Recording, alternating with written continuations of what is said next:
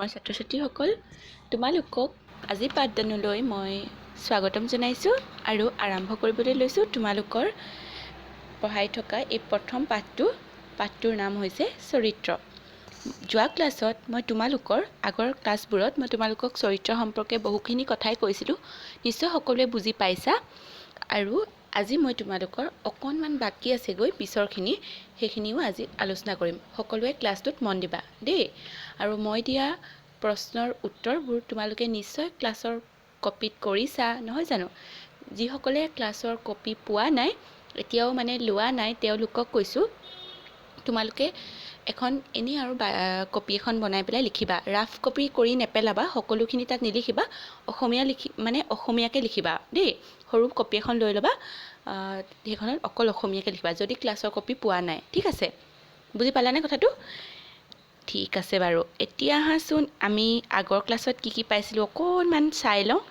যে আমি আগৰ ক্লাছত পাইছিলোঁ যে মানুহ সমাজপ্ৰিয় প্ৰাণী। মানুহে কি কৰে? সমাজত বসবাস কৰে।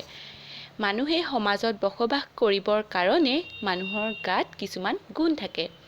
সেই গুণসমূহৰ ভিতৰত কিছুমান গুণ ভাল আৰু কিছুমান গুণ বেয়া।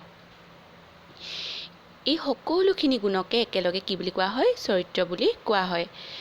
যে ভাল গুণবোৰ কোনবোৰ আছিলে? সত্যনিষ্ঠা, ন্যায়পৰায়ণতা, দয়া, ক্ষমা, এইবোৰ আছিলে ভাল গুণ। আৰু এই গুণৰ অধিকাৰী ব্যক্তিক কি বুলি কোৱা হয়? চৰিত্ৰৱান লোক বুলি কোৱা হয়। আনহাতে হিংসা, হঠতা, ক্ৰোধ, লোভ এইবোৰ দুখেৰে কলংকিত লোকসকলক চৰিত্ৰহীন লোক বুলি কোৱা আমি জানো, হয়নে নহয়? চৰিত্ৰহীন লোকসকলৰ কাৰণে সমাজত কেতিয়াও উন্নতি নহয়। তাৰপিছত আমি পাইছিলোঁ যে চৰিত্ৰৱান লোকসকলৰ কেনেকুৱা গুণ থাকে, তেওঁলোকে কি কৰে আৰু কি নকৰে। চৰিত্ৰৱান লোকসকলে অন্যায় নকৰে, তেওঁলোকৰ হৃদয়ত সহানুভূতি থাকে, পৰোপকাৰ থাকে, মৰম চেনেহ, দয়া এই গুণবোৰ থাকে। তাৰপিছত আমি পাইছিলোঁ যে চৰিত্ৰৱান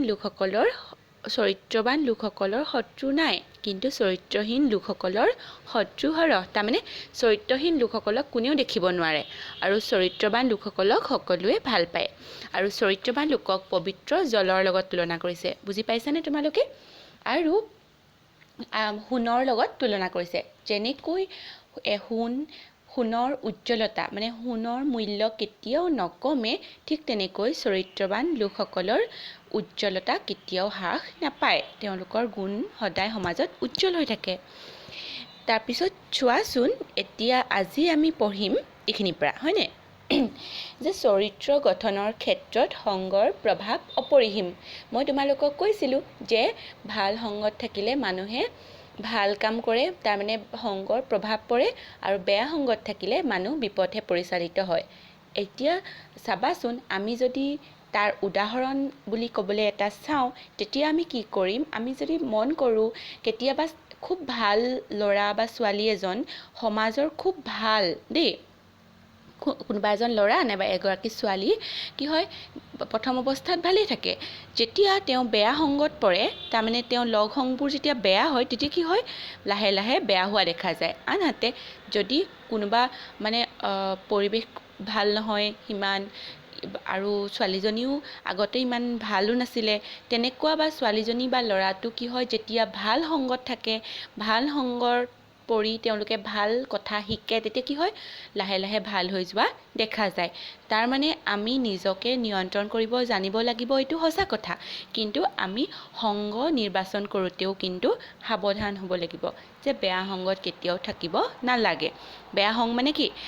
অকল এজনেই সংগ নহয়, কেইবাজনো যেতিয়া একেলগ এটা গ্ৰুপ, যে সেই গ্ৰুপটোত কেনেকুৱা ধৰণৰ কথা আলোচনা কৰে, কেনেকুৱা ধৰণৰ কথা পাতে, এই কথাটো জানিব লাগিব। আৰু এটা কথা দেই, মই এইখিনিতে কৈ থওঁ তোমালোকক, এইটো তোমালোকক ঘৰুৱাভাৱে কথাটো কৈছোঁ যে চোৱা, এইটো নহয় যে আমি বেয়া সংগত পৰিলে বেয়া হৈ যাম। সেই যে গ্ৰুপটো, মই যে তোমালোকক ক'লোঁ কেইবাজনো বন্ধু বান্ধৱী একেলগে থকা সেই গ্ৰুপটোৰ সকলো সদস্যই সকলোৱে যদি কয় আমি ভালেই হ'ম, আমি ভাল কথাই আলোচনা কৰিম, ইয়াত আমি সদায় ভাল পথলৈ আগবাঢ়ি যাবলৈ চেষ্টা কৰিম, তেতিয়া কিন্তু সিহঁতে সকলোৱে ভাল হ'ব। বুজি পাইছেনে কথাটো? এইটো নহয় যে তাহাঁতৰ লগত থাকিলে বেয়া হ'ব, সেইটো নহয়। বুজি পালা? ভাল হ'বলৈ হ'লে সকলোৱে চেষ্টা কৰিব লাগিব যে মানে প্ৰতিটো ক্ষেত্ৰতে সকলোৱে সহযোগিতা লাগিব।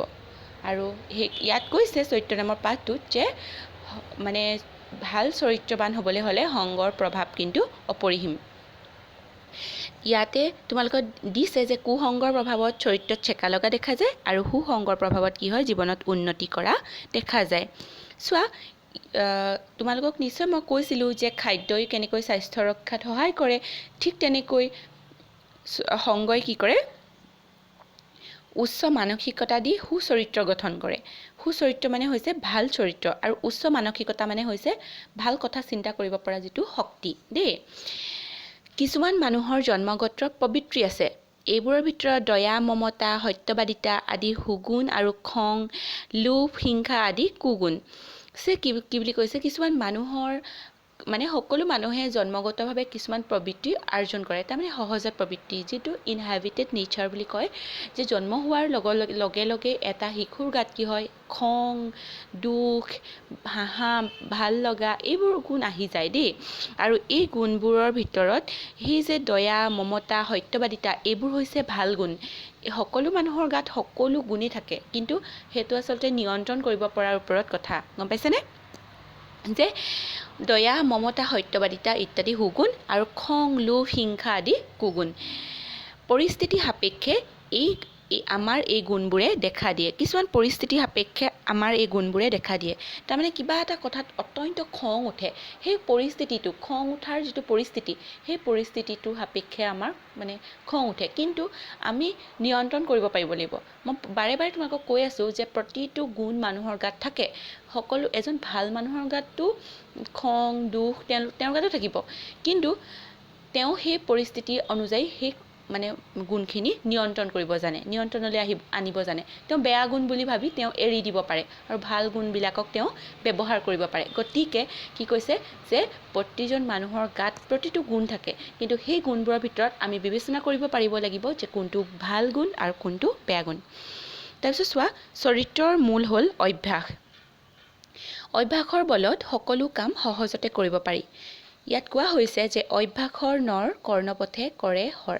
তাৰমানে চৰিত্ৰৰ মূল হৈছে অভ্যাস, প্ৰেক্টিচটো মেইন, মানে গম পাইছা, অনুশীলন। মানে আমি যিকোনো এটা কাম কৰিবলৈ অভ্যাস কৰিব লাগিব। ৰাতিপুৱা শুই উঠি আমি মানে গা পা ধুই আমি কিতাপ পঢ়া টেবুলত বহিবলৈ যদি অভ্যাস কৰোঁ, তেতিয়া আমি সেই অভ্যাসটো এৰিব নোৱাৰোঁ। গধূলি আমি ভৰি হাত মুখ হাত ধুই প্ৰাৰ্থনা কৰি আকৌ যদি আমি পঢ়া টেবুলত বহিবলৈ সদায় অভ্যাস কৰোঁ, তেতিয়া এনেকুৱা এটা হৈ যাবগৈ সদায় ভৱিষ্যতেও সেই সময়খিনিত মানে তোমালোকে সেই কামটো নকৰিলে নোৱাৰা, মানে গম পাইছেনে? আৰু কিছুমান অভ্যাস বেয়া অভ্যাস, যেনেকৈ কিবা এটা বেয়া কাম এটা কৰাৰ আগতে মানুহে কি কৰে, অকণমান হ'লেও ভয় কৰে, কিন্তু সেই কামটো যদি কৰি দিয়া হয় তেতিয়া মানে মানুহটো বেয়া হৈ যায়। ঠিক তেনেকৈ আমি সদায় ভাল অভ্যাস কৰিব লাগে, আৰু সেইকাৰণে কোৱা হৈছে যে চৰিত্ৰৰ মূল হৈছে অভ্যাস। মানুহে কোনোৱেও নিজৰ চৰিত্ৰটো বেয়া কৰোঁ বুলি বেয়া কৰিব নোৱাৰে, আৰু ভাল কৰোঁ বুলিও ভাল কৰিব নোৱাৰে। তাৰ কাৰণে কি কৰিব লাগিব, অভ্যাস কৰিব লাগিব, লাহে লাহে মানে ভাল কৰিবলৈ চেষ্টা কৰিব লাগিব। অভ্যাসৰ বলত মানুহে সহজতে কাম কৰিব পাৰে। যেনেকৈ তোমালোকে নিশ্চয় জানা যে কি কৰিছিলে, অৰ্জুনে কাণৰ ফুটাটোৰেও হৰ পাৰ কৰিব পাৰিছিলে। তাৰমানে হৰ মানে হৈছে কাঁড়ৰ কথা কৈছে, ইয়াত ধনুকাৰ। তাৰমানে অৰ্জুনে ইমানেই অভ্যাস কৰিছিলে, কি কৰিছে, সেই অভ্যাসৰ বলত কাণৰ ফুটাটো মানুহৰ বহুত সৰু থাকে, আৰু সেই কাণৰ ফুটাটোৰেদিও এডাল কাঁড় পাৰ কৰিব পাৰে। তাৰমানে ইয়াত সেইকাৰণে কোৱা হয় যে অভ্যাসৰ নৰ কৰ্ণপথে কৰহৰ। মানুহে যেতিয়া অভ্যাস কৰে, তেতিয়া মানুহে কি কৰে, সেই কাণৰ অকণমানি ফুটাটোৱে বিন্ধাটোৱেদিও তাৰমানে হৰডাল পাৰ কৰিব পাৰে। ইয়াত এইটো ফকৰা যোজনাৰ ৰূপত এইকাৰণে ব্যৱহৃত হৈছে যে অভ্যাসৰ বলত কৰিব নোৱাৰা কাম একোৱেই নাই, সকলো কাম মানুহে অভ্যাসৰ বলত কৰিব পাৰে। তোমালোকে নিশ্চয় কিছুমান ৰিয়েলিটি শ্ব' চোৱা টিভিত, আৰু সেই টিভিবিলাকত কিছুমান ৰিয়েলিটি শ্ব'ত তোমালোকে কি দেখা, যে চাইনিজবিলাকৰ কিছুমান চোৱা নে নাই শ্ব'বোৰ, যে একদম এটা বটলৰ ওপৰতে উঠে, এডাল ৰছীত খোজকাঢ়ি যায়, এডাল ৰছীয়েদি উঠে, তাৰপিছত ইজনী কান্ধত সিজনী উঠে, তেনেকৈ কেইবাজনী উঠে, এটা চকাৰ চাইকেল চলায়। এইবোৰ কেনেকৈ পাৰে? তুমি মই তেনেকৈ কৰিব নোৱাৰিম। কিয় নোৱাৰিম? আমি অভ্যাস নাই কৰা, আৰু তোমালোকে এইটো অভ্যাস নকৰিবা আৰু দেই, মই তোমালোকক এনেই বুজাবলৈহে কথাটো কৈছোঁ। তাৰমানে তেওঁলোকে অভ্যাস কৰে কাৰণে সেই কামটো সহজ হৈ যায়। তাৰমানে সেই কামটো যদি অভ্যাস নকৰাকৈ কৰা যায়, তেতিয়াহ'লে পৰি মৰিব লাগিব, হয়নে নহয় কথাটো? গতিকে কি কৈছে, অভ্যাসৰ নৰ কৰ্ণপথে কৰে হৰ। তাৰমানে অভ্যাস কৰিলে তাত মানে টান কোনো কামেই টান নহয়, সকলো কাম সহজ হৈ পৰে। বুজি পাইছানে কথাটো? তাৰপিছত এতিয়া সময়টো আৰু হৈয়ে গ'ল নহয়, বেছি দীঘলীয়া কৰিলে দিগদাৰ হয়। তোমালোকেও চাগে ভিডিঅ'টো দীঘলীয়া কৰিলে চাবলৈ টান পোৱা, হয়নে নহয়? তথাপিও উপায় নাই, যিহেতু ইমান দেশৰ বেয়া পৰিস্থিতি হৈছে, ঘৰতে থাকি পঢ়া শুনা কৰিব লাগিব। আৰু ভালদৰেতো পঢ়িবই লাগিব, কাৰণ কথাখিনি বুজি পাবই লাগিব। তেতিয়াহে তোমালোকে আকৌ নেক্সট ক্লাছত ভালকৈ মানে সহজ হ'বগৈ বুজিবলৈ, হয়নে নহয়? নহ'লে টান হৈ গৈ থাকিব। গতিকে ঘৰতে থাকি ভালদৰে পঢ়া শুনা কৰিবা আৰু ভিডিঅ'বোৰ পাল নামাৰিবা দেই। একেবাৰে মানে ঘৰুৱা ভাষাত ক'বলৈ গ'লে তোমালোকে পাল নামাৰিবা, ভালকৈ পঢ়িবা, ঠিক আছে? কিবা নোৱাৰিলে সুধিবা আৰু মই তোমালোকক সহায় কৰিম। আজিলৈ ইমানতেই সামৰণি মাৰিছোঁ। ধন্যবাদ।